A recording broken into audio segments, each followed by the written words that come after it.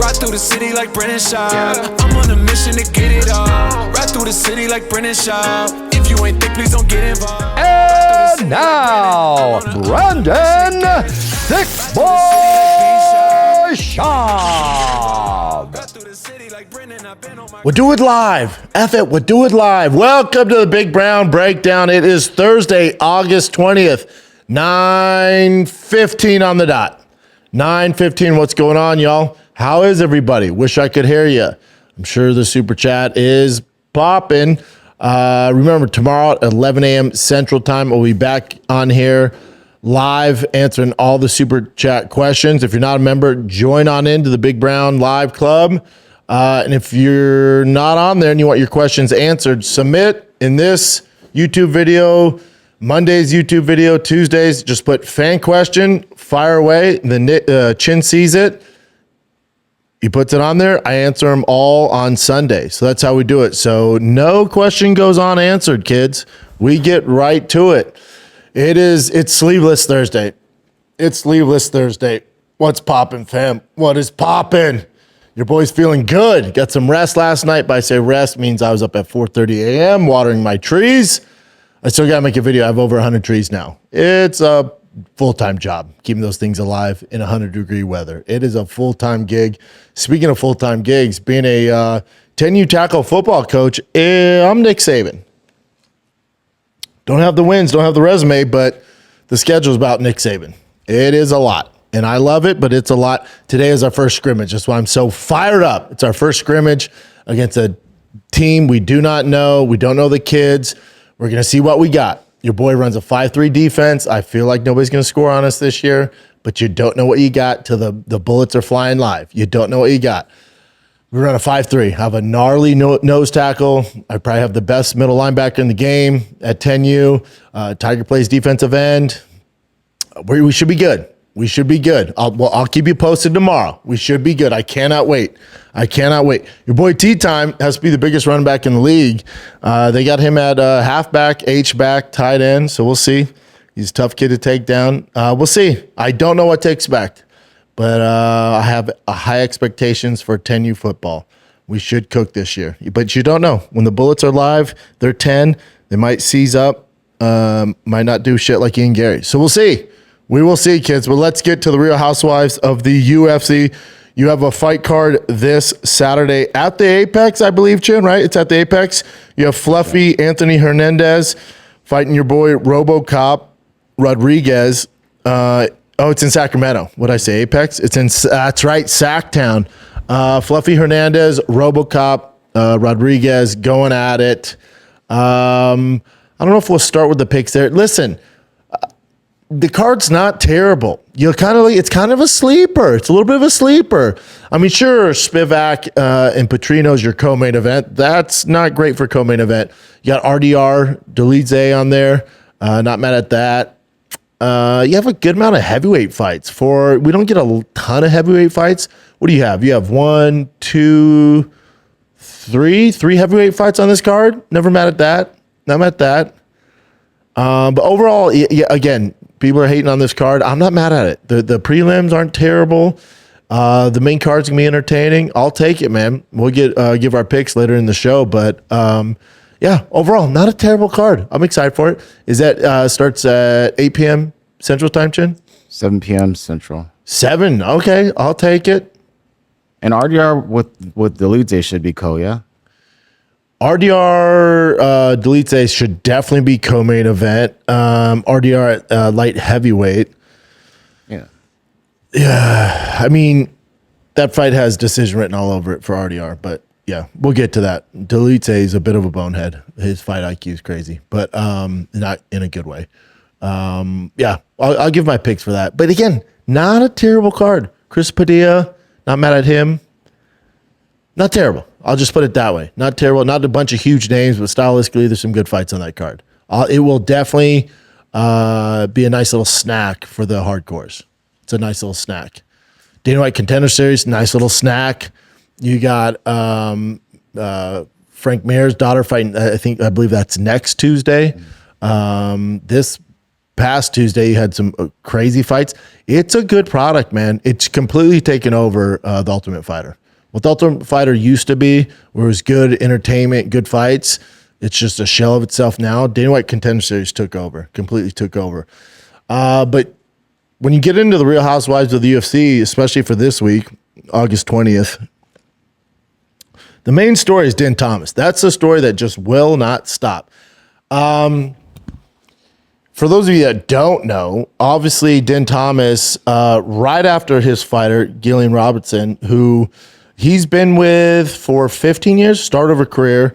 It sounds like he was her only coach, kind of responsible for her career. As soon as she just got mollywopped, outclassed by Mackenzie Dern, which is all good, he goes straight on air and says, I'm done cornering. I'm done. She's gone as far as she can go. Not, I've taken her as far as I can go. His exact statement was, she's gone as far as she can go. Meaning, it don't matter who coaches this girl. She's done. She's reached her ceiling. It's over. Clearly, he got a lot of pushback from the fan base from that. He's probably the most hated guy this week. When I say hated this week, which is August 20th, he's the villain of the week. The issue is he's not helping himself. So he issues a statement the next day saying, I take complete responsibility. That was so unprofessional. I wish I never did that. I know how it looks. This is terrible. And I was like, okay, he's taking accountability. He's owning it. We're good. We're good. We're good. Then the great Ariel Helwani reaches out to Gillian, and she's like, first of all, I don't accept his apology. And then she shares texts that just doesn't make Din Thomas look great. Doesn't look great.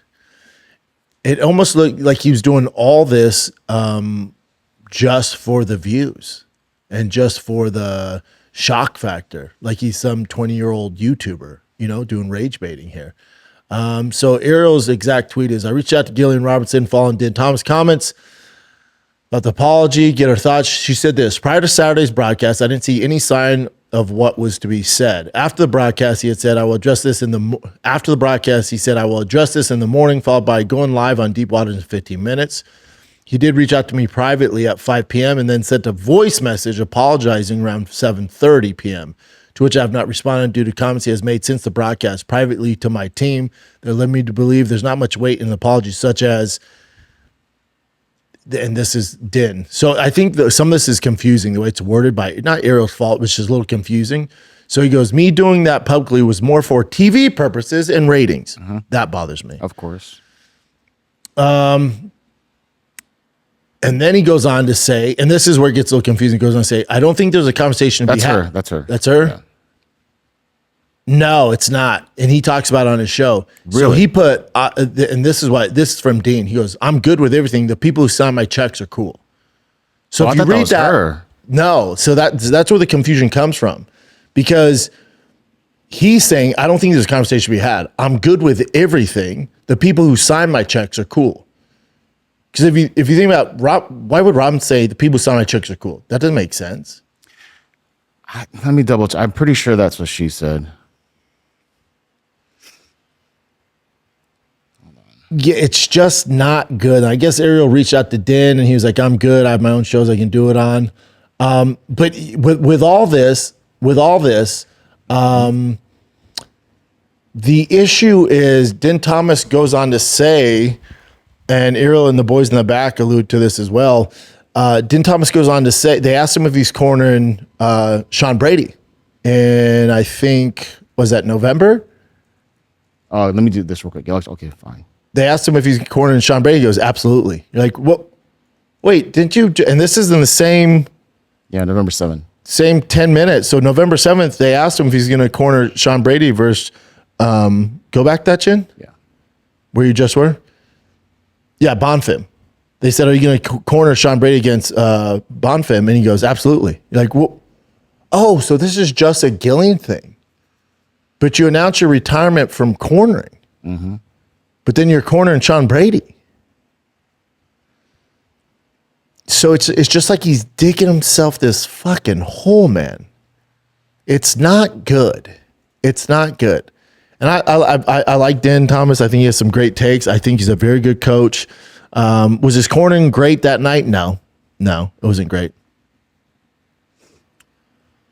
What does Jillian think about this? So I reached out to Jillian because I wanted to, know, like I felt like that was the missing part of this whole story. And she wrote me back earlier today, and she was kind enough to reply. And she also gave me the okay to read her reply. And so this is what she texted me back verbatim. She wrote, prior to the broadcast, she's talking about the Saturday broadcast, I didn't see any sign of what was to be said. After the broadcast, he had said, quote, I will address this in the morning. He did reach out to me privately at 5 p.m. and then sent a voice message apologizing around 7:30 p.m., to which I have not responded due to comments he has made since the broadcast privately to my team that lead me to believe there is not much weight in the apology, such as, quote, she's kind of paraphrasing the sentiment that she feels. Me doing that publicly was more so for TV purposes and ratings. She adds another quote, a sort of hypothetical explanation. I don't think there's a conversation to be had. I'm good with everything. The people who sign my checks are cool. As for now, I regroup, take some time to heal, and I will be...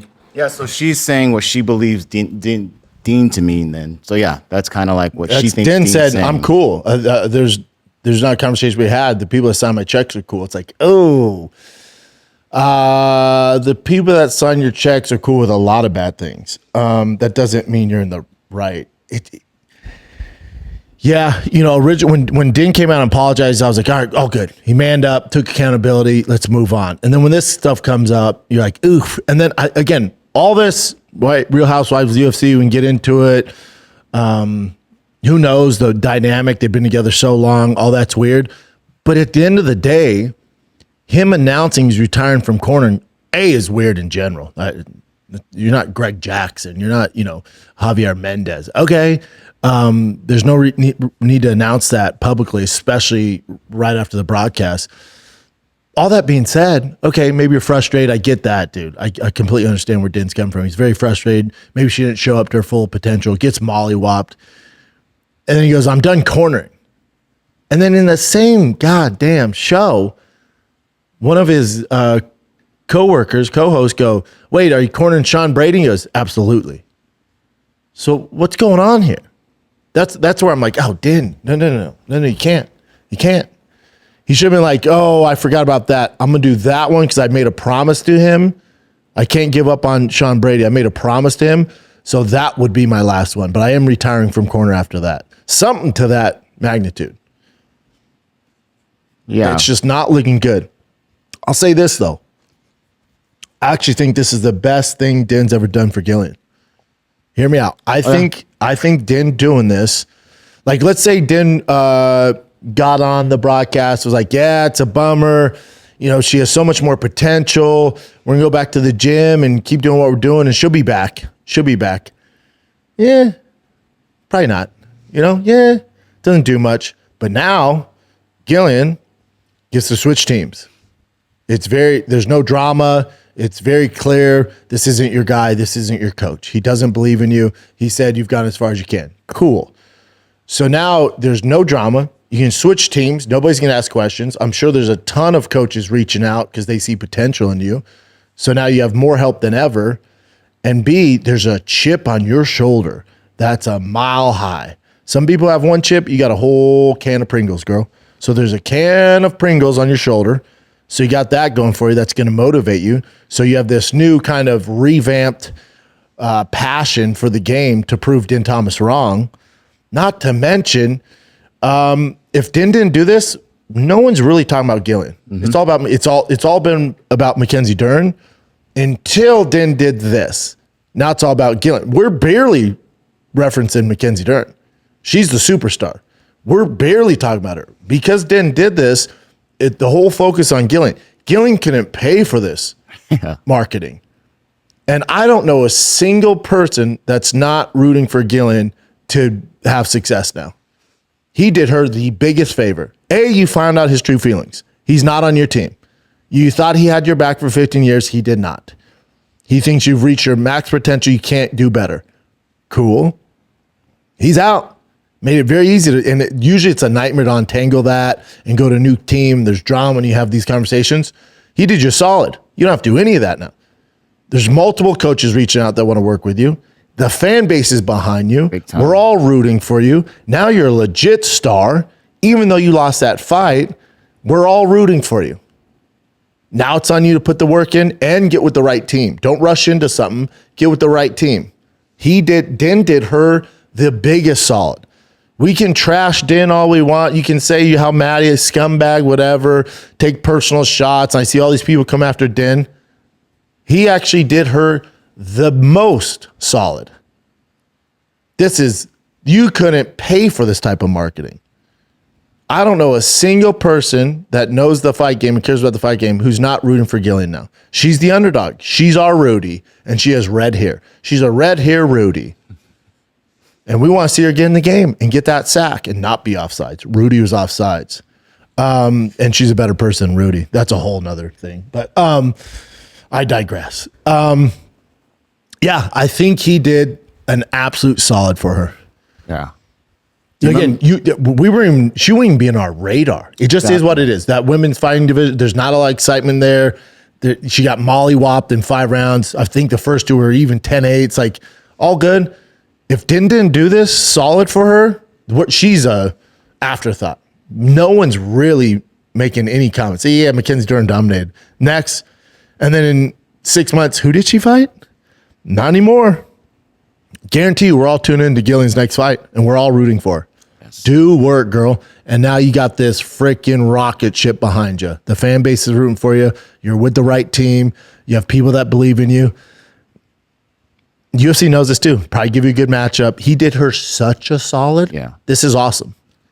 Do you remember, this is a weird comparison, but remember Kanye and Taylor Swift before Taylor Swift blew up? Yep. He took her thing, goes, this belongs to Beyonce. Yeah, yeah. And then she's just on stage like shocked and stuff. Boom, she blew up to the biggest thing Blew in the the world. fuck up. Everyone's like, what? That poor girl. That's what's going on with Gillian. Didn't hit her the absolute solid, the most solid. And then you hear this other stuff, and then it makes it even look worse because he's cornering again against Sean Brady. So it's just like, keep going, Din. If he does that, that's going to keep going. Yeah. No, keep going. You're doing her a solid. You're doing her solid. And people will be behind Gillian. And for Dean, it's like he's had a lifetime work to show, he's not some scumbag, some bad guy.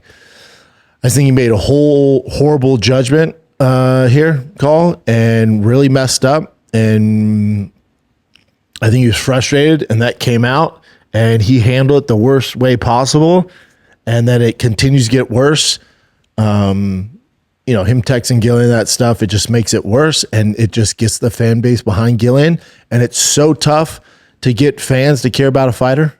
It's so tough unless you're champ or you have some crazy, shtick like freaking Josh Hokett or some crazy shtick. It's tough these days. There's so much there's so many fighters, there's so many fights. It's tough to get people to rally around you. Well, Din did that in 10 minutes for her. Even though she got mollywopped in the main event, I'm sorry, in the championship fight, co-main event, he did her the biggest solid. We're all rooting for Gillian now. All of us. I don't know how you couldn't. Dye that red hair, girl, and get to freaking work. Get with a new team, new coaches, new training partner, and do work. She should be thanking Din Thomas. Cool, man. Cool. Good for her. Moving on from Din Thomas, shout out to Jillian Robertson. But the other big news was Yair Rodriguez pulled out of the main event of UFC Noches. Mm-hmm. Hey, Yair, you Dagestanian? Not that they pull out of fights, but you fight as frequently as the Dagestanians do. Maybe even less. He fights once a year. Talk about a tragic story, man. I don't get it. I do not get it. How bad was this injury? So breaking, Yair Rodriguez out of his Noches UFC headliner against Silva on September 12th in Glendale. The fight was supposed to end a 17-month layoff for Yair. After hand surgery kept him sidelined. No word yet on his replacement. There's a replacement. Mm-hmm. But for Yair, yo, bro, you got Ramadan coming up? What are you doing? You fight once every 2 years? We just can't have it, man. We can't have it. And with the new rankings, I don't get why they even have him in there. because being active is part of the criteria. So I don't know how he stays in the top 10 in any facet. And the UFC has to be so frustrated with him. Pissed with him, dude. Yeah, he's super talented. Here's a little sidebar story for you. You remember when Yair was having issues with the UFC? Remember that? And he was going to leave and go to Bellator? Yeah. For whatever reason, I got in the middle of that. I have no idea why. I had Scott Coker call me. I had Yair's team calling me. And I'm in the middle trying to get him over to Bellator. It was so weird. So weird. And at the end of it, talking to people close to Yair, it sounds like Yair's a little bit of a head case. You think, huh? Little bit. There's something more than just being a talented fighter going on there. Yes, he's super talented when he does get in there. Obviously, never been champ. He's gotten mollywopped a few times. I'm sure injuries do play some sort of role in this, but being that inactive, you start questioning his mental competitiveness, if that makes sense, especially at that level.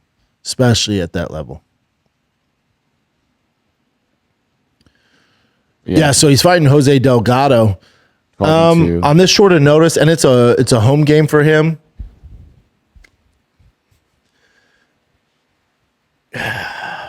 They tried their best. It's like this short of notice is wild. Puts UFC in a tough position. It's wild. Doesn't have any real quality wins. A lot of decisions, split decisions. Yeah, 3-1. But not going to blow your hair back.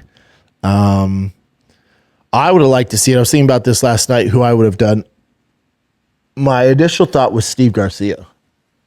I know he's coming off the White House loss, but then I'm like, oh, he probably got suspended 90 to 120 days. That's probably his suspension after that ass whooping to Diego Lopez. I assume it's at least 90, if not 120. So that's why they couldn't fill him in. But that would be a good, and fans are familiar with him. Great fighter, gets him back on the winning track. I think you could beat Silva. Are you high on Gene Silva? He's exciting, but I'm not really high on him. Yeah, I don't know what it is. I don't know what the barking stuff was kind of weird. Yeah, didn't he say he's autistic or something? I don't know. Yeah, I there's something, and not that's the reason I don't vibe with him. I don't know what it is. Yeah, he pretty exciting fighter, but yeah, I don't know. He cried, remember, during that, was it like a commercial? Holding the belt? Yeah. Yeah, he got close to the belt and started crying. Mm-hmm. Yeah, I don't know what it is. Yeah. Out of all the nerds, I mean, they've kind of broken up now. They fell off like a motherfucker. But, and by fell off, just, they're not undefeated. That's bound to happen. Nobody's going to stay undefeated unless you're Khabib's Gambit, just wrestle and play it safe. But for those boys that are majority strikers, there's no way you're staying undefeated. I guess out of all of them, Hoofy's my favorite, fighting wise. But again, I'm not high on him. I'm not really high on any of them. Kai Bahario. Yeah, Kyle. Not too great high on him. But yeah, for Silva, Jose Delgado, it's like, oof, for main event at UFC Noches. UFC Noches has become like basically a fight night card now. The Yair Jean Silva was going to be like, okay. That'd be lit. And it's not a number card, so you're like, this is a damn good regular fight night. But now it's like regular fight night. I mean, you still got what? You still got Cheeto on there. You still got Brian Ortega on there. Meccano's on there. Tommy Guns is on there. Mm-hmm. Bram Moreno, he's always on there. Alexa Grasso, of course. Don't get it twisted. That's still a good fucking card, man. Acosta, that's a good one. Acosta, Curtis Blades, David Martinez, Dan Ige, Ferro, Alexa Grasso, Tommy McMillan, Rocky. Yeah, there are a lot of it's a fun. Yeah, names. You know what? That's a damn good card. Great card. Very, very, very good card. Yeah. Very good card. Really good card. Gastelum pulled out. That's another one. Yeah, that sucks. But again, he's at the end of the road. That's not going to make or break that card. But another name that fans know, but that card's pretty tasty looking at it. Really tasty. Yeah, that's coming up, huh? What a Scott September Chester. 12th. So can we just talk a little bit more about just a couple of things about Dean Thomas? Oh, going back to Dean Thomas? Yeah, because I saw some things pop up. So this is Kelvin Gastelum. We're saying something about Dean Thomas after all this stuff happened. So this is Kelvin Gastelum, not me. This is Kelvin Gastelum. He needs to change his hashtag on a mission for gold. It's been No, sir. That's a very old hashtag. All right. This is the same individual who acted as a mole during Robbie Lawler's camp, leaking crucial preparation details to Woodley's team ahead of their fight. A fight Woodley ultimately won via brutal first-round knockout. His latest apology feels like a genuine remorse. less like a genuine. Feels less like genuine remorse and more like a calculated response to public outrage. Agree with that. True character is revealed in how we act when no one is watching, not how we damage control when the world finds out. Yeah, people going hard on the paint. I'll tell you what. I think all this gossip. Again, this is Real Housewives of the UFC. All like Hector Lombard, who I love, Kelvin Gastelum, fan of. All that's gossip, right? All that's gossip. Fighters, it's just chicken head stuff. It's a reality show. That's what this is. The issue for Dean Thomas is John Anik jumped on. Oh yeah, John Anik's not closing his mouth about that. Yeah. So, right, there's like the Good Old Boys Club. We can go through it. The Good Old Boys Club, the Dana White's White Glove Club, where you can't really be touched. Dean Thomas is one of those guys. You got Rogan, you got Anik, Paul Felder, Laura Sanko, Bruce Buffer, Matt Serra. There's a crew there, right? Megan O'Leary, DC for sure, DC. So you got a crew there. You got a crew there that they kind of run the asylum. The inmates run the asylum there, where they can get away with pretty much damn near anything unless the boss man, who's Dana White, throws down the hammer. So there's a Good Old Boys Club. And when one of the good fellas, when John Anik goes, yo, and calls you out publicly, yeesh, that's a terrible look. Because what's the guys, they're not in the club. Hector Lombard's not in the club. Kelvin Gastelum, even though he's in the UFC, not in the club, So that's all gossip. I expect that stuff. But when John Anik calls you out, ooh, buddy, ooh. I like that he does that though, but it's going to be a little more. Yeah, I like John does that, right? Because the knock on all those people that I mentioned is they're homers, right? So when you call it, and it doesn't mean he doesn't like him or he's not his friend. I don't know anybody who's co-signing what he did, What I don't like is when you're part of a Good Old Boys Club, the UFC club, is when something like that happens, you don't say anything. Mm-hmm. That's so strange to me. That's very strange to me. You don't allude to it, nothing. Like no one's going to bring it up. And I think every person I named there, every single person I name has a podcast. Yeah. So when like Dana slapping his wife, they don't talk about it at all. I'm like, buddies. Come on. I don't remember if they did or not. Hey, come on. No, they didn't. Come on. It's Real Housewives of the UFC. You skipped over a huge story. Oh, that's right. They signed your checks. I mean, with Dean Thomas, like, whoa, yeah, I like Dean too. But you gotta have an opinion on it. That's your job. If it's the boss man though, you got to play the game a little bit. A little bit. That's just life, dude. Anyone. But I don't think Dana's gonna fire you if when that happened, if you're like, off the elephant in the room, my boss, leader of the pack, had an issue with his wife. I don't know what's going on there. Wish him the best. You gotta, but to ignore it's always weird to me. That's always strange to me. Always strange. Always strange. Mm-hmm. You can play Hector's thing here. I'll play a little bit because it's just so weird. hold on, but let me read because I watched this morning. He doesn't say a lie. He just keeps saying you're a fraud and imposter. I think he even says in Brazil it's what we call an imposter. I don't know if you guys know that. We definitely do. Love Hector. I see him all the time when I work Game Bread. He's the man. But he says, Din Thomas, she blocked me. Now they're both from ATT. Dude, if they were gonna do a reality show, that would probably be a good place to start. Especially back in the day. Great place to start. So much drama out of there. So much drama. You could do it there. You do it at Greg Jackson's. You could have done it at Grudge. Like all these super camps, Black House, Black Zillions, AK. Dude, there's so much drama amongst these teams. What was Jorge and Dustin in ATT? They were.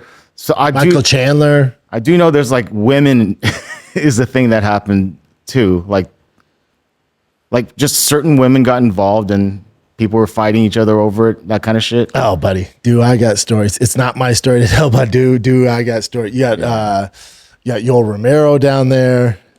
Yeah, he got stuff, dude. Yeah. Real Housewives of ATT. That could be a show. Now, not so much, but back in the day. So this is Hector Lombard.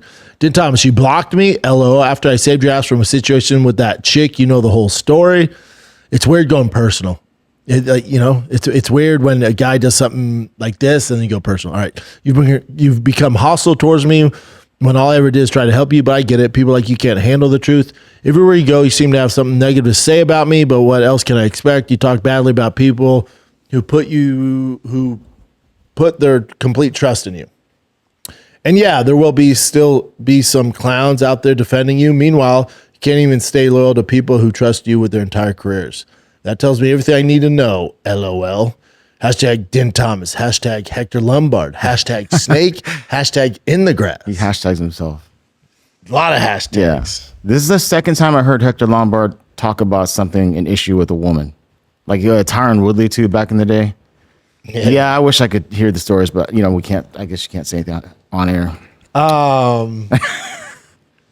Yeah, and now you have again. This is just how it's a crab mentality, right? Crabs in a bucket. Like I saw some guy, I don't know who it is. He's like, I worked with Din Thomas. He's like my brother. And then once he moved on from the show, I never hear from him. It's like, well, that doesn't make him a bad guy. Might just be really busy, and now he's moving on to something else. And I hate that shit so much. What? That shit. Like as soon as you work in the entertainment industry, right? And it becomes so fucking busy. Yeah. And then your friends that, let's say even back then, you didn't talk to them much anyway, right? Yeah. You barely hung out with them, barely talked to them. And then they're like, oh, this guy's he's changed. Yeah. Oh, it's too big time or whatever. Yeah. Well, no, they're just busy, dude. They're just, it's not that they changed, It's like. Well, they changed in a way that they didn't have time before. They don't have barely time now. There's that. And then it's also like when I was doing comedy and we're like in that whole comedy scene, it's like I was in the same lane as them. Like I was in the same pursuit. So we had the same job. And so I would see them at the job site, at the Comedy Store, Improv, Laugh Factory. So you're talking there. And then I don't talk to anywhere near, if ever, any of them. And people could be like, oh, Schaub's changed. No, I'm not in that lane anymore. I'm over here, dude. Mm-hmm. It has nothing to do with you. If I saw you were still cool, but I'm also every bit of 40 with fucking 3 kids. You have a family. You think I'm going to call you on a Wednesday afternoon while I'm driving to work to what? Catch up? The fuck you talking about? No. But when you're both in the same lane and you're basically peers, then yeah, you share stories. But again, even then, I didn't call anybody on the phone. I would see you before I did my set. We'd be in the green room, catch up, talk there. If you need something, you got it, vice versa. Because you're all in the pursuit of the same thing. You're all in the same lane. And then some you go this way, some you go this way, some keep going this way, this way, this way. And it's not that you don't like them, you don't fuck with them. It's just, it's a different time. We're in different paths now. That's all it is. But you have bitches out there. You got bitches out there who can't, for whatever reason, can't move on. Yeah. Wait, you talking about when you met me 3 years ago? You're still reliving, telling old stories? Oh, you're not Oh, you can't move on because you're not doing shit. You have nothing else to do. That was your glory days. That's your everything. Oh, he's changed. No, he just doesn't. He's moved on, dude. Yeah, I don't know how we got there, but it is frustrating when that happens. Yeah, but and then also like it's gonna get clicks too, right? Like it's gonna get clicks. Like Hector posted this and it has almost 11,000 likes. You know, so that now imagine a world where, and I love Hector. I know Hector better than I know Din Thomas. Like I love Hector, but let's say that if you post this and there's no reaction, like people just didn't fuck with it. No one's doing this. No one's doing it. No one's doing it. Same thing as like when you see whoever it is, like some big celebrity and he's going through turmoil, whatever it is, and like their assistant to come out. Well, I was an assistant 6 years ago. And one time I was getting them chips and okay, you know? Okay. You know? It's a very, very weird world. What else you got, Jen? Oh my God! What was that, dude? Of course, Hector. Why is Din posted Thomas this. in a dress? I guess he was doing stand up, and that was part of some character he was doing. Do you want to just hear a little bit of? I don't even know what the hell this is. I tried to understand it, but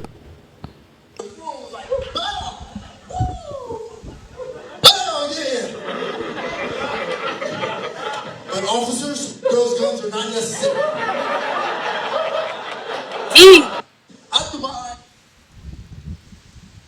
comedy. Maybe it's like a Michael Morales impression. You know? I don't know. I don't know when that was, but Again, you can paint a narrative. So people are gonna post all this stuff, right, to try to make Din look as worse as possible. When they would, if this wasn't a thing, like everyone wasn't piling on and trying to make Din look terrible, you know, like let's say people are like, it's all Din's been in this business whatever 30 years, and people are just like, he's good, man. But now it's like, all right, people are just, oh, I got something to add. Oh, look over here, I got something to add. Here's a terrible story about Din. You're like, okay, man. yeah, it's their moment to shine as like the hero. Like There's no longevity in it though. It doesn't. And then, oh my God. And then with Woodley and Strickland, I saw this. It's like Woodley, and I love Woodley. Obviously, I'm a big supporter of Strickland. Hey, Woodley, out of all the guys to DM, did you not think Sean Strickland was going to do this? Yeah. So Woodley goes, watch your mouth talking about Din. You have no clue what the F you're talking about. We all laugh at the time. We laugh all the time when you have no filter, but you have a habitual line you're a habitual line crosser. I'm ride or die about him. Don't cross that line. And then Strickland goes, oh, I got time today. Bro, what are you going to do? You ain't going to do a damn thing. Then put, Din can suck my dick. And then... Yeah, that's cold. And then he screenshots Woodley's last like 8 fights and goes, weak ass bitch. I don't know. Again, yeah, he has no, to your point, Woodley, he has no line he won't cross. And does it go on after this? There's a previous one. You know how it all started with Strickland saying Yeah, this, because Strickland put Din Thomas is the effing something. I've had my ass kicked in multiple weight classes through my career and won 2 titles. You're a dish head. A what? Dish head. Dish head? What's a dish head? Dickhead. Oh, gotcha. I was trying to Jesus cover Christ, it up, dude. but It's never probably mind. better you retire. You're a shit coach. You only lose when you quit. Din sounds like you're a effing loser. I mean, there's something to that. He was complaining. He said a lot of things about Dean, like, you know, he's an asshole for doing that to Jillian. Like, I don't know anybody who doesn't agree with that. Yeah, like I'm not defending Din. It's like you can't defend that. You know.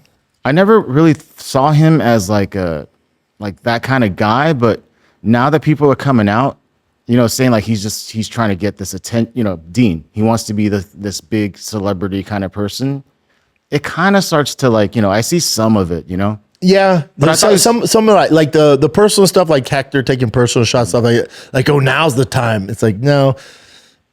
for Din, it's like he's digging his own grave when he sends those texts to Jillian, like, I'll announce it on air and I'll do this. And the people who write my checks are fine. It's like, eesh. That's not good. If she feels that way, and she's been with him forever, then that kind of says something about his character that she probably notices, She seems like a really nice, sweet girl. Yeah, she seems super nice. You never know with anyone these. I have no idea. Yeah, agree. But a lot of people are coming at Dean, so that's why. As they should. All right, moving on from Dean, or Din, or whatever you call him. Tom Aspinall. He recently did a podcast with Tony Bello, I think his name is. Tony Bellew? Yeah, he's a dude. I just forget his name, but of Legendary course I know boxer. who he is, yeah. British boxer. Let me see it. Okay. I come from there for both of you because I see massive parallels and it's really refreshing as well. You both talk about emotion quite a lot in fighting. Where do you find that almost like a superpower to talk about the emotion and sort of, Tom always says about that, you are scared and there's the realism of fighting. Where does that come from for both of you? I feel like I can't, I'm exactly the same. I struggle in my personal life to enjoy myself. I know that sounds pretty sad, but I'm sure you know exactly what I mean. You feel guilty for enjoying it? Yeah, I can't, I go away on holiday and I'll be buzzing for the holiday. I'll get there and I'll want to train because I think there's someone out there training and I'm not. I think it's like the anxiety of that. And that's just, it's not even motivation. I don't even want to do it, but it's like I can't rest until I've done it. It's a strange thing that you're hooked on that doesn't fucking leave you. That's why I'm asking about retirement and stuff. I used to have a similar mentality to you, whereas I would set my training methods purely to know that I knew no one else was doing it. So Just stops there, but yeah. Yeah, I mean, what Tom's talking about, it's kind of like, and people have talked about it. It's kind of across the board in all sports, right?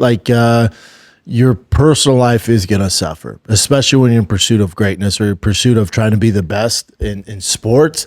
Your personal life is going to suffer because it's like this relentless pursuit. I said this, I think after the Crow Cop fight, it's like the best way to put it, especially being in the UFC, it's imagine you have this bully at school, right?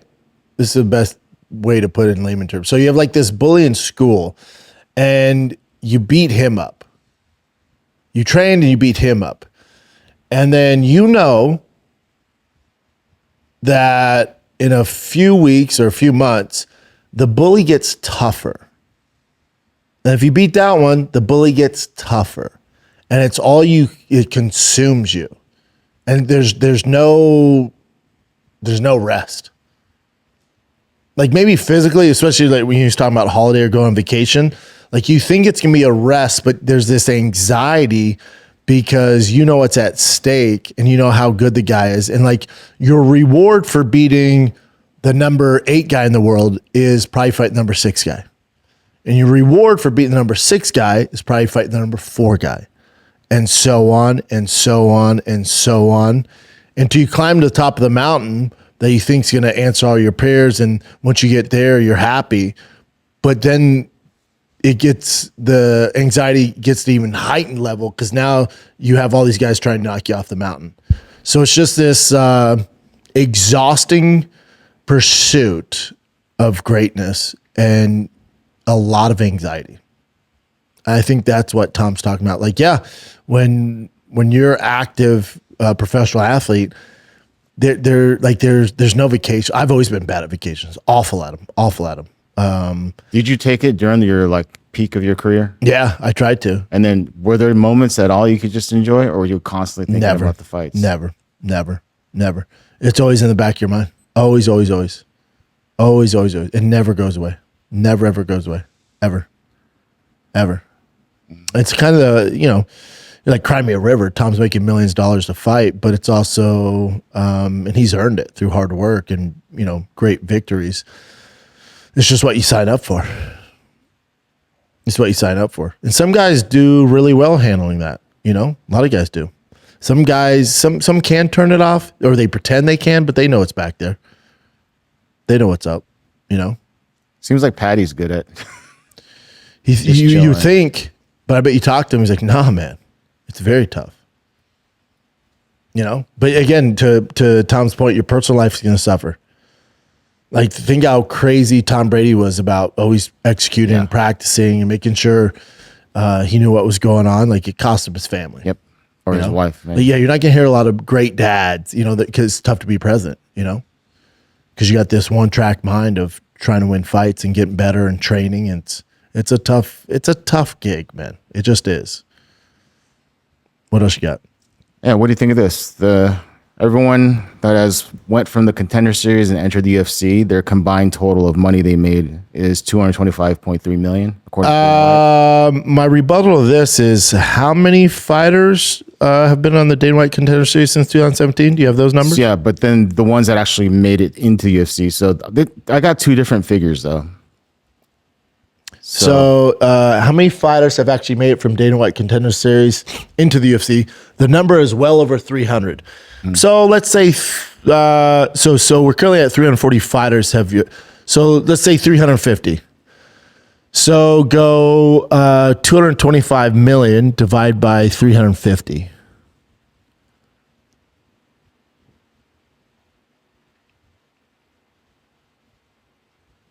Divided by 350? Yep. 225 million divided by 3. 642,857. And now out of those, right? So what'd you say? 642,000. Basically 643,000. 643,000? No. If you're going to round it up, or 640. Yeah, 43,000. Because the total is 642,857. So 642. Now, here's the issue with doing that. So out of that 225 million, how much of that huge chunk goes to Sugar Sean O'Malley, Jamal Hill, JDM? You know, definitely divided up differently. Yeah, it's not that crazy. It's not that crazy. And that's also over, did it say since 2010? When it started? Yeah. So 2010 in 16 years.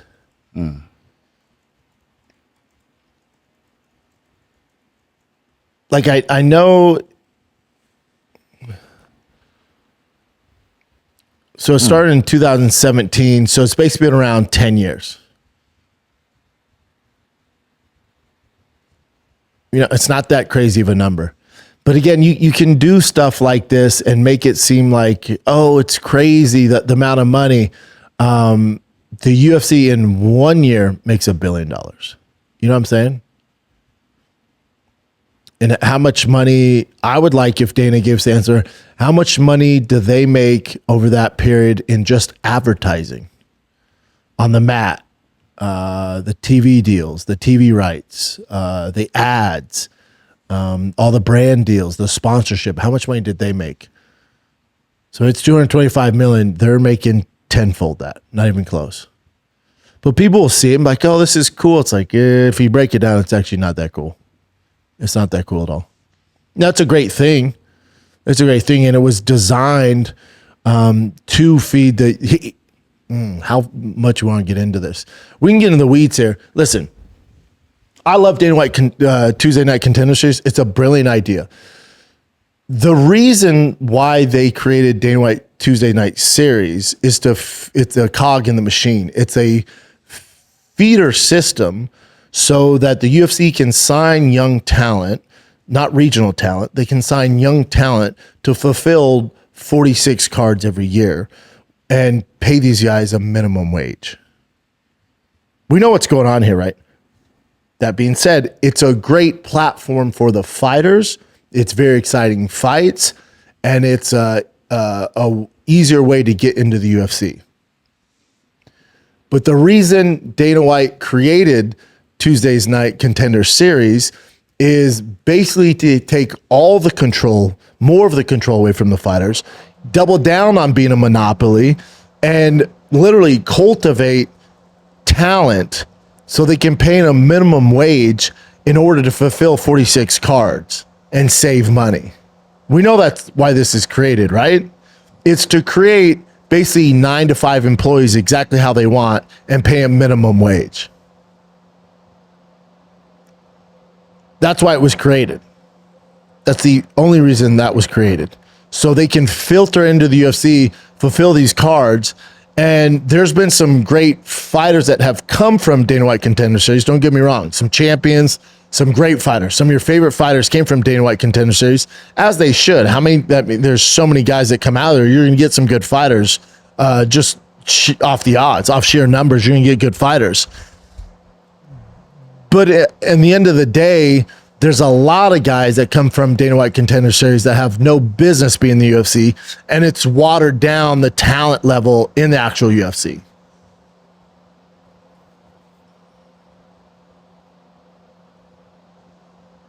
Again, and you'll see like there's a lot of the bulk of the talent they see today, the stars, came from Dana White Contender Series. But the whole reason that is there for, you're going to get stars just off sheer numbers. Let's say they sign 300 guys. Out of 300, there's going to be 10 fucking stars. That's how this game works. But out of 300, 290 of them are just blue-collar employees for the UFC. They make minimum wage, they fight on the prelims, or they fight on some main cards, and they just fill the void so you get your fight product. Because they got all these cards to fill, and this is the only way they can do it. The Dana White Contender Series is McDonald's for the UFC. It's cheap fast food every Tuesday, cheap cheeseburgers to fill the bellies of the beast. That's what it is. And it's brilliant. It's a brilliant business plan. It's a way they put a stranglehold on the industry. And I'm not saying I'd do anything different, but that's what it is. Let's call it what it is. It's the fast food. It's the McDonald's to the UFC. And sure, every now and then they're going to feed you filet. Every now and then you get steak and lobster, Sugar Sean O'Malley, Jamal Hill, JDM, Carlos Olberg, Michael Morales, Bo Nickel, sure. But in general, for every Joe Pyfer, for every Peyton Talbot, you're getting 30 guys that have no business being in the UFC. And they're there because they need to fulfill cards. So this is my thing too. When they're like, oh, the argument is the athletes today or the fighters today are better than they were 10 years ago. I don't think so. Maybe one or two guys are more well-rounded, but overall quality, I would say it's gone significantly down. It was way harder to get into the UFC back in the day. The talent was so high, and they didn't have to fulfill 46 or where the fuck it is cards every year. There wasn't the capacity that they need now. They didn't have the demand. They didn't have to, filter all these mediocre fighters and sign them to the UFC. It was really tough to make it. You either made it off the Ultimate Fighter or you were kicking ass on the regional circuit and you got a short notice fight. That was the only way to make it. Or you came from Pride, Strikeforce, WEC. Very difficult. These days, get a big TikTok following, go 3-0, get on Dana White Contender Series. He signed you when you have 4 fights. You're on a prelim at the Apex. Congrats, man. You're a professional fighter at the highest level. Congrats. Then they get murked out, right? They start finding actual competition. They get murked out. You never hear from them again. Then you go around your town saying you fought in the UFC. That's the reality. Just go around town. Hey, guys. All right. Let me refresh this. So once we saw the Contender Series stuff, I saw this afterwards. Dana White talking about the Ultimate Fighter. They both do very well on TV, so. No, they don't. Yeah. The day the Ultimate Fighter doesn't do well on TV, then, but there's a huge fan base out there that loves the Ultimate Fighter. And both do very well on Not TV. true. So. Not true. Yeah. Hello, and welcome to Pluto Phone. If you know the name of the movie you'd like to see, just stream it for free on Pluto TV, where all your blockbuster favorites are landing all summer long. Catch Anchorman, The Legend of Ron Burgundy. Fantastic. The Matrix Trilogy. Welcome to the real world. Mean Girls. Shut Shut up. Titanic. I'm the king of the world! And so much more. For Showtime's Press Nothing. They're free 24/7. That is so fetch. On Pluto TV. Stream now. Pay never. No, there's not. It's fast food. Again, Ultimate Fighter these days is fast food.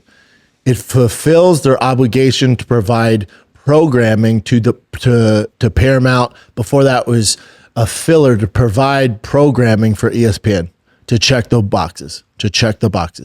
There's no talent coming off Dana White Contender Series. I'm sorry, there's no talent coming off the Ultimate Fighter. There's not. Nobody's watching it. This is the same guy that told you slap fighting's bigger than Manchester United. What's this, Jen? All right, this is the Jackson podcast guys talking about Ian Gary. And then actually them and some others. It's kind of like so before you play, I sent this to you. Mm-hmm. So there's a lot of people in my space, right? There's a lot of people, not my space. There's a lot of people in the sports, or the I should say the combat sports space, that will have different perspectives on certain fighters or fighting styles or performances. When it comes to Ian Gary, you're not going to find an actual fighter, like a fighter, someone that's walked through the fire, somebody that competed at the UFC at the highest level. Mm-hmm. Not this Dana White Contender Series bullshit, not just on the prelims, guys that have actually been on main cards, co-main events, have had numerous big fights in the UFC. Real fighters that have been around the game for a long time. You're not going to find one. You're not going to find one who's going to co-sign what a lot of these other journalists, guys who have never competed in sports, they're like, I thought Ian Gary did well. You'll see that's out there. I see it. Man, can you believe Ian Gary's takedown offense? Man, I thought he could have won that fight. I had that fight 2-2 going into the 5th round. They don't know ball. They don't know ball because they've never risked anything to have that opinion. If that makes sense. And I'm not saying they don't deserve opinions. I'm not saying that in any facet.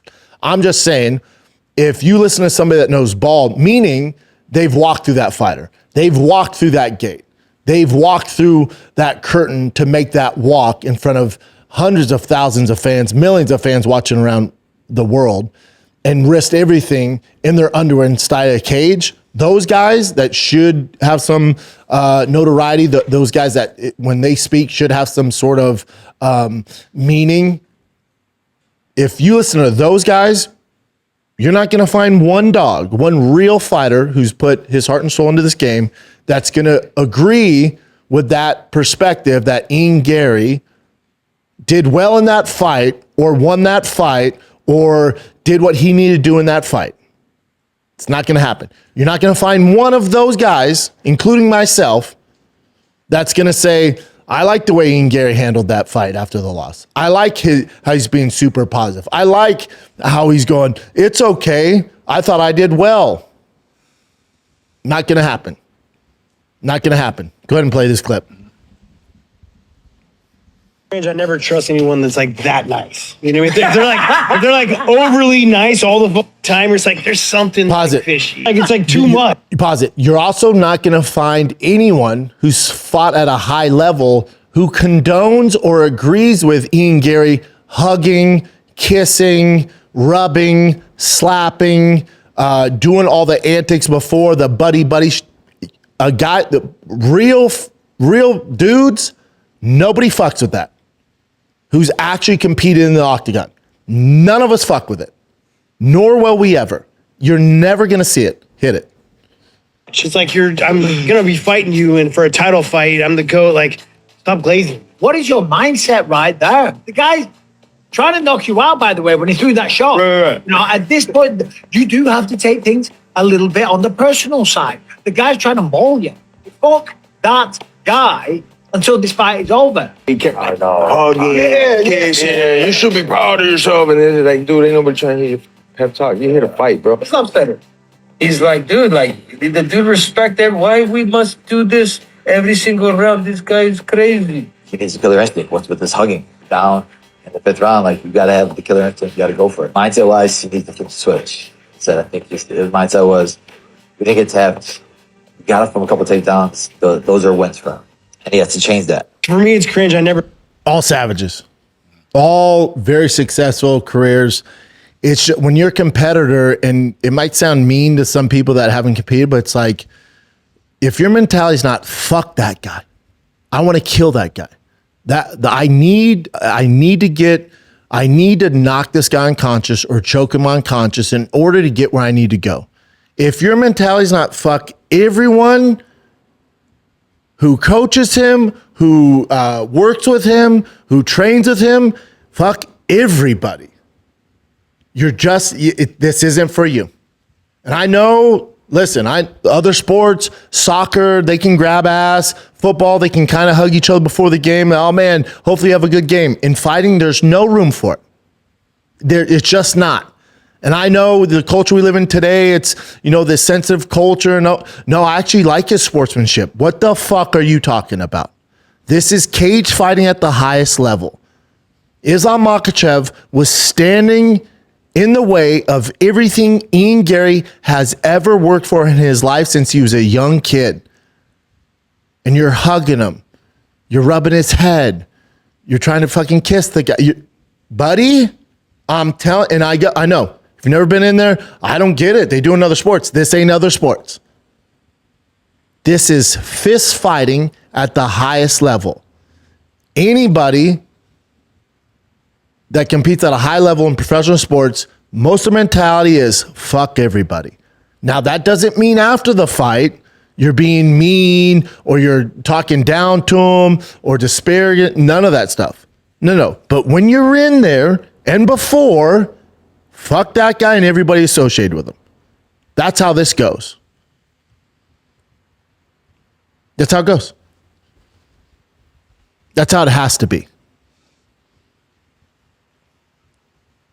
Alrighty. One of those guys happens to be Henry Cejudo on his take with Ian, but then... God, I hope he beats the shit out of Dean the Great. Yeah, it turns out Henry Cejudo is going to be boxing Dean the Great. Hopefully he's getting a bag too, and I hope he beats the fuck out of him. It might be tough. I've seen that Dean guy box. It's all he does. Yeah, what can you do? I hope Cejudo beats the shit out of him. I hope he really does. Because at this point, doesn't matter. I mean, even Cejudo lost to him. It's okay. Still one of the greatest to ever do it. Okay.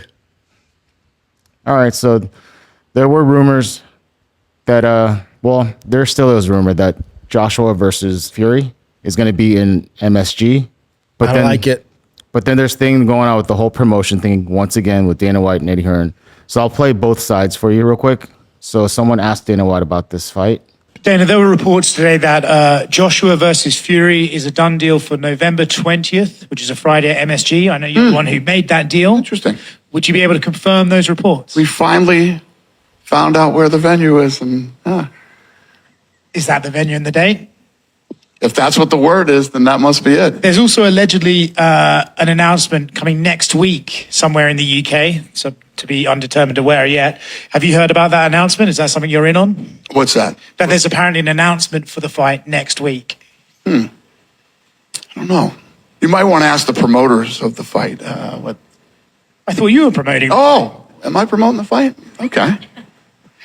I'm not going to play these games with these fucking guys. You are playing a game, though. The whole thing is a game. I mean, Eddie Hearn did. I was sitting in Bournemouth saying, anyway, let's see what happens. And last one on this subject, Eddie Hearn did a lot of interviews today talking about this, saying the fight is not done. He still wants the fight to be in the UK. He says that TKO are now asking him if that you guys can be involved. And that I think he even said that because you went to Madison Square Garden, he could potentially sue you for trying to book his fighter in a fight that you don't have him under contract for. Have you heard those comments, and do you have any retort? I have not. I stopped listening to Eddie Hearn about 3 months ago. Is there anybody more full of shit than this guy? Come on. Completely full of shit. This fight's exhausting. Fury and Joshua should have fought 8 years ago, and now we're dealing with this bullshit. Listen, everyone knows I love America. That fight should not take place anywhere else but the UK. That is their fight. That is their fight. Makes the most sense in the UK. It's fucking crazy. That is UK's fight. That should be at Wembley. That should not be anywhere else. Even if Dana's involved, don't bring it here. We don't deserve that. No. What the fuck are we doing? That's crazy. Crazy. I'm already sick of that fight. This is the problem with fucking boxing. This is why nobody fucks with boxing. This fight should have been made 8 to 10 years ago. And now you have all this bullshit. Now we don't know when the fight is. We don't know where it's going to be at. It's not in the place we want it to be at. It's not the fucking year we wanted the fight at. By the time they fight, 2-3 years, they keep fucking honey dicking us, telling it's going to come here. How long have we been cock teased with this fight? How many times have we been blue balled with Joshua versus Fury? For how long? This is what's wrong with boxing. This exact thing. That's their issue. You know who doesn't have this problem? The UFC. Oh, who do you want to see? Khamzat Strickland? Cool. 2 months from now. Who do you want to see? Oh, I'd love to see Patty versus Ilya. Cool. Yeah, cool. As soon as Ilya gets ready, yeah, that's his next fight. Cool. Who do you want to see? I'd love to see Islam versus Prates. Very cool. November? Cool. That's why we're better. That's why we're better. Mm-hmm. So this is, well, he pretty much explained Eddie Hearn's state, but I'll just play this real quick. It's not that long. In our contract that he can have nothing to do with the show. But I'm not really interested in playing those games either. What has happened since is Tico have reached out to me and Sella and Turkel Sheikh have reached out to me asking if Dana White can be involved in the fight. Right? And I'm like, why?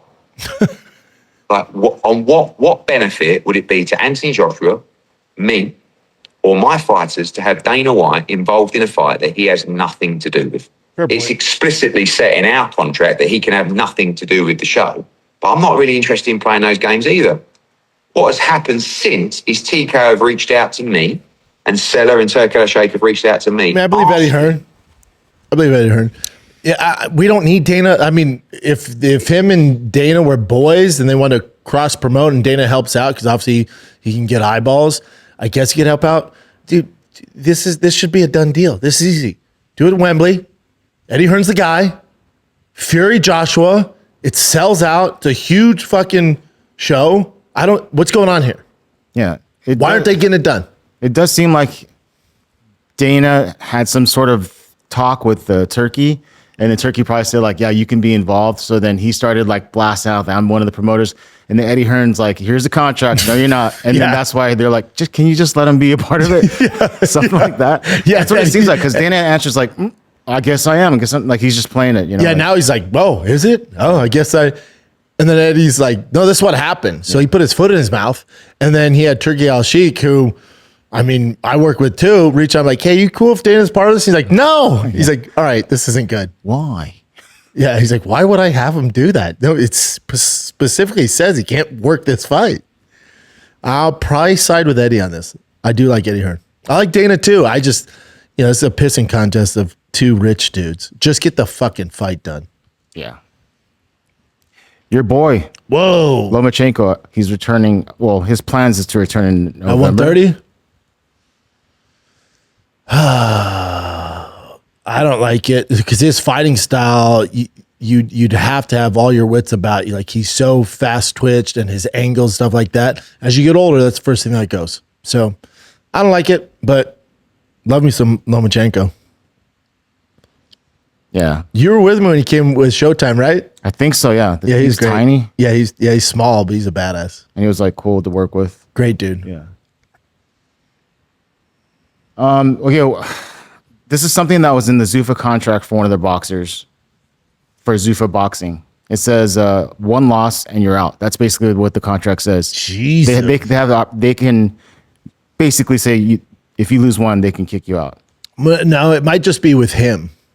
And who knows what they're paying him? Because I would imagine, like, let's say with certain bigger names, like Shakur Stevenson, I don't think it's one and done, right? Not saying like, okay, let's say Shakur is winning, but let's say he lost. They probably have somewhere written in the contract like, then we can cut you. Yeah. You know what I mean? So I don't, yeah. But again, this is why it's good that boxing really isn't a monopoly, because if it was MMA and let's say it's similar, 1 fight and we can cut you, well, MMA fighters, we have nowhere to go. So like, well, fuck, man, how do I get back in the club? In boxing, Let's say Shakur Stevenson, who's a great example. Let's say he has a fight, still a big name, huge. Let's say we're to lose. He won't. He's so goddamn good. But let's say for whatever reason he loses by split decision, and then TKO is like, hey, man, we're letting you go. You lost. Cool. He just jumps over here to Eddie Hearn. He jumps over to Bob Arum. He can, and still make the same amount of money, get the same amount of eyeballs. That's what's good about boxing. So their competition is kind of like at the same level where UFC, there's no one. It'd be like it'd be like the UFC Pride days. Like say UFC Pride and Strikeforce were all booming right now, and let's say the UFC cut Sean Strickland. He can go over to Pride and make the same money or more money, or he go to Strikeforce and make the same money or more money. That's what it'd be like. But it's not that way. There's a monopoly and we have nowhere to go. So you're gonna do what they say. All right, let's see. This one's not that big of a deal, but Khamzat Chimaev saying he wants to fight, and he called out Dana White too. What are we waiting for? I want to fight Dana White. Now you do? And then hold on, let's play this. Where was this energy on your long layoffs? Man, I'll be honest. Like the Khamzat Strickland fight, the fake animosity stuff like that kind of turns me off.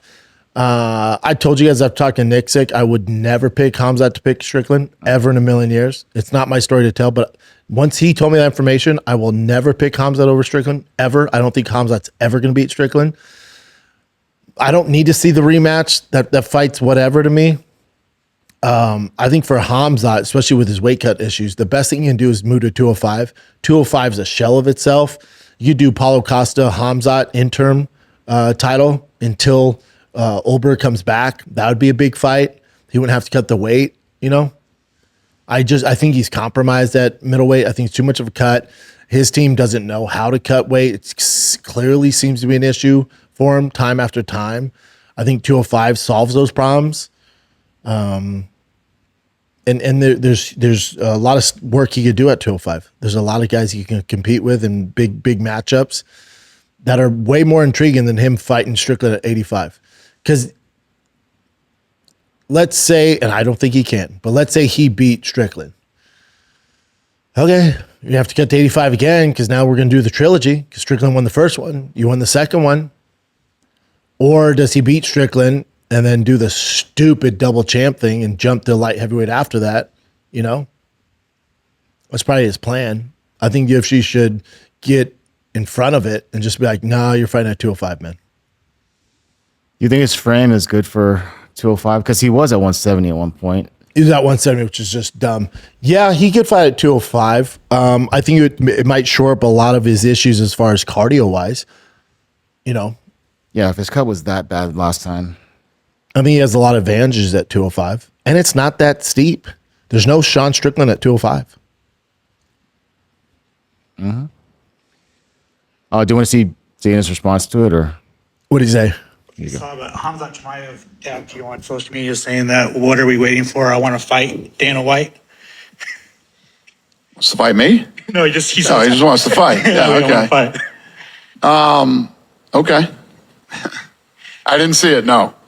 Is he in the conversations to maybe fight in Abu Dhabi or? Yeah, soon? I mean, he's always in conversation to fight. The whole roster is. I mean, everybody. In a perfect world, everybody fights 3 times a year. So, yes. I don't know if you saw, but Khamzat Chimaev. With Khamzat too. Hey man, if you want to fight, don't at Dana White. He's focused on TKO boxing. He's dealing with Eddie Hearn and all this shit. Do at McMahon. That guy's gonna get you the fight. Do it with Hunter Campbell. That's who you want to tweet at. Those are guys that are gonna see it. All right, so this is Darren Till talking about that BK bare knuckle boxer that he fought outside the bar. Mm-hmm. And I don't know if I believe him, but here, listen. With you and Lee Brown the other week? I've just been asked that question as well. So, me and Lee, we haven't really been having a back and forth. Lee's been half giving me down the banks for a while now, and then obviously he wanted to fight me on the bare knuckle and stuff like that, but I think he lost his fight, so I don't think he was with them no more and stuff like that. So he was in talks with my partner and stuff like that, and he wanted to fight on Gorilla, and he was chasing a fight with me. Like I chase fights with people, and I said, look, this is how we can do it. Look, you're not going to get a fight with me right away, right now. Like, me and you aren't on the same paths. Just like me and you weren't on the same paths many years ago. That's why we never fought. So I said, look, you know, you get 1 or 2 wins on Gorilla. We can put you on Gorilla. We can build your name. You know, obviously, I'm building Gorilla now. You know, I don't know if you've seen yourself. We're at 7 shows now in 6 months. Like, we've just had our show there in the Bowlers in Manchester, so it's absolutely flying. So I said, look, come to Gorilla. We'll cause a little bit of a fuss and stuff like that. So he caused a little bit of fuss inside. I said, look, we'll have a little bit of, you know, a little bit of back forth inside and outside. We'll get it viral and we'll build a name off that. And look, if we get you 1 or 2 wins on Gorilla, you know, we can potentially put a head clash in Liverpool and make a big fight out of it. I know you're chasing it, but you do have to build your name. I can't just give you the opportunity like that, especially where I'm going, my trajectory. And he was all for it. So I feel like what we've done inside the Gorilla, if you can see the videos from that, and outside of it, you know, I give him a little slap or two, and I can't remember what he done fully in Gorilla because we were arguing inside. And like he threw something, I think he threw a bottle of water and it just nicked me. And then obviously outside I give him a little slap. So I think like we've done our job. You mean knock him out? We're going to be putting him on Gorilla. A little slab? Yeah, so I gave him a little slap. Buddy, you knocked him out. Dude, it looked like a hard 3-punch combo too. But he says that they're kind of doing it. They're working together to build this fight. I don't know. No, he's saying that guy has to earn the fight. Yeah. But he's like, you get 1 or 2 wins, man, then we'll see what we're doing. But let's go do back and forth. Let's do he's back like, we're going back and forth. So I give him a little slap. Darren, he knocked him out. Love me some Darren Till. What else you got? All right. This one was weird to me. Yeah. Michael Venom Page versus Alexander Shlemenko. Look at this first comment. Look at this first comment. So Abdul 745. Might as well book Dada 5000 versus Brendan Schaub on RAF too. I wish. I freaking wish. Yeah. Alexander Shlemenko, Michael Venom Page. Shlemenko should You haven't seen him forever. Venom Page. Yeah, I haven't seen him forever, but he should beat him. Yeah, but that's such a weird. Why would Michael Venom Page want to do this? Money. To Abdul, whatever the fuck his name is. Me versus Dada would get more views than Shlemenko versus MVP, by the way. Yeah. And I would beat him in less than a minute. Dada would breathe like. I saw Dada last time I did Game Bread. Really? Yeah. How does he look? You know. He's a big guy, right? He seemed like he's a tall, big guy. He's not that big. Maybe 6'3", maybe. But he's like, hey man, I'm still doing the backyard fights and stuff. He's like, let me give you some DVDs. I was like, oh yeah, I'll get them from you. Some stickers. Yeah. Let me use some DVDs, man. I'm like, yeah, no doubt. He's the man though. Yeah, he's killing it for the underground fighting backyard stuff. Yeah, that was just weird. But whatever. That's about it, right? What? Current events? Yeah, we're going down a weird road now though. Yeah, let me see if there's any. This one was weird, but not too big of a deal.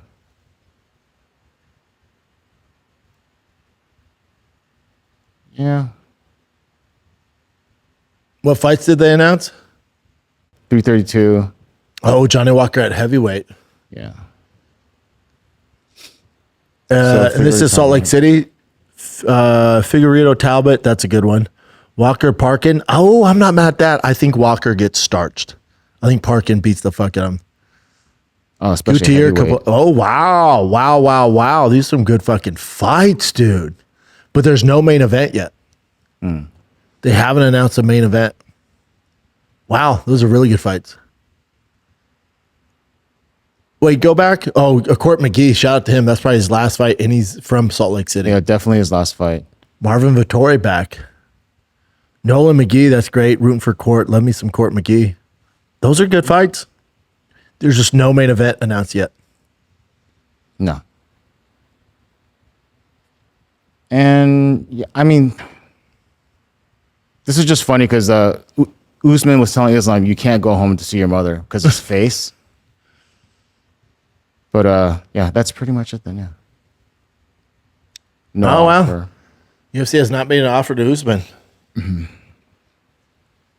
But legally they cannot. Okay.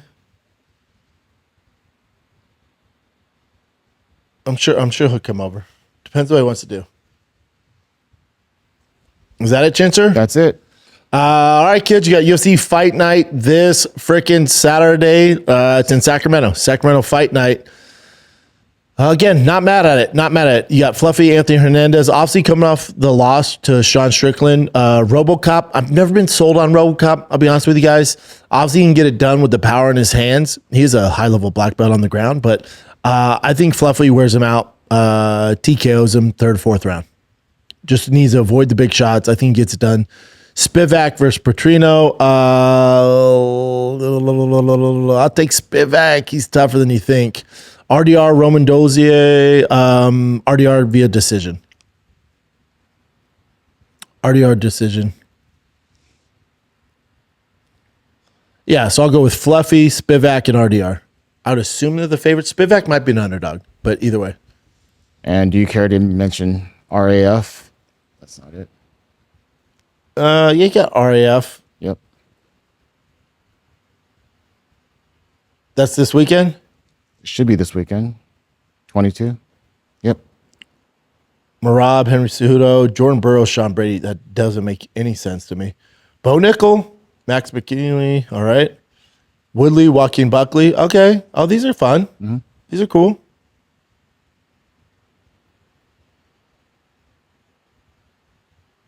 Gable Stevenson. He's about to fuck somebody up. All right. And I think Tio and Rolly are fighting this weekend too. Is that it? Tio female. All right, kids, that's it. Again, I will be back live tomorrow, 11 a.m. Central Time, same channel. Thick Boy, like, subscribe, join the Big Brown Live crew, Super Chat. I answer every single question tomorrow.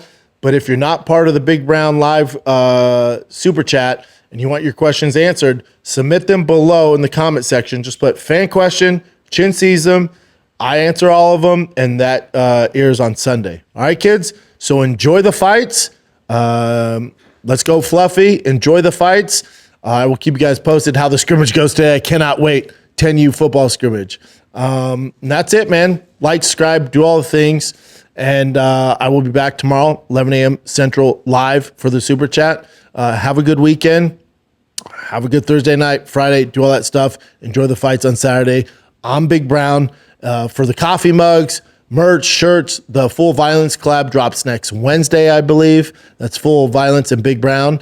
That drops next Wednesday. I'll have a bunch of more info on that. But for any of the merch, shirts, all that stuff, go to bigbrownlive.com.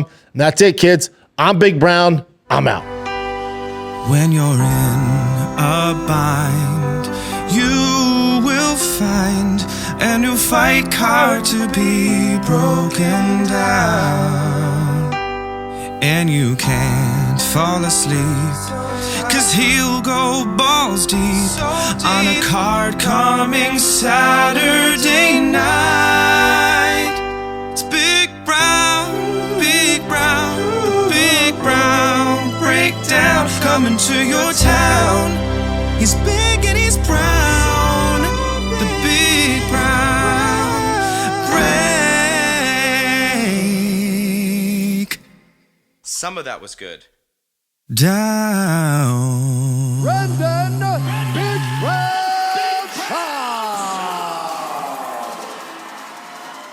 Yeah.